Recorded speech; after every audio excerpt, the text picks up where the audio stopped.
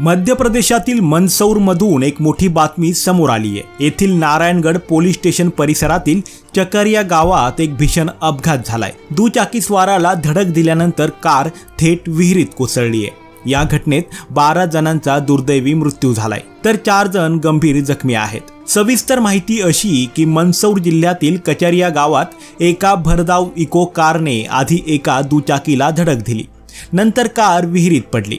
आवाज ऐकून आजूबाजूचे लोक घटनास्थळी पोहोचले आणि त्यांनी अपघाताची माहिती पोलिसांना दिली। माहिती मिळताच पोलीस घटनास्थळी पोहोचले आणि स्थानिक लोकांच्या मदतीने सर्व 14 जणांना विहिरीतून बाहेर काढून रुग्णालयात नेलं। मात्र रुग्णालयातील डॉक्टरांनी तपासून 12 जखमींना मृत घोषित केलं, तर उर्वरित 4 जणांवर उपचार सुरू आहेत। अपघातग्रस्त इको व्हॅन गॅसवर चालत होती, त्यामुळे विहिरीत पडल्यानंतर त्यातून गॅस गळती सुरू झाली, त्यामुळे बचाव कार्यात अडचणी आल्या। गॅसमुळे गुदमरून गाडीतील पुरुष आणि महिला वेदनेने तडफडू लागल्या। घटनास्थळी गोंधळ उडाला। या दरम्यान एका स्थानिक तरुणाने कारमधील जखमींना वाचवण्यासाठी विहिरीत उडी मारली, परंतु गॅस गळतीमुळे गुदमरल्याने त्याचाही मृत्यू झाला। एक SDRF जवान ऑक्सिजन सिलेंडर घेऊन विहिरीत उतरला, पण घाबरल्यामुळे तोही बाहेर आला। शेवटी एका क्रेनच्या सहाय्याने कार विहिरीतून बाहेर काढण्यात आली।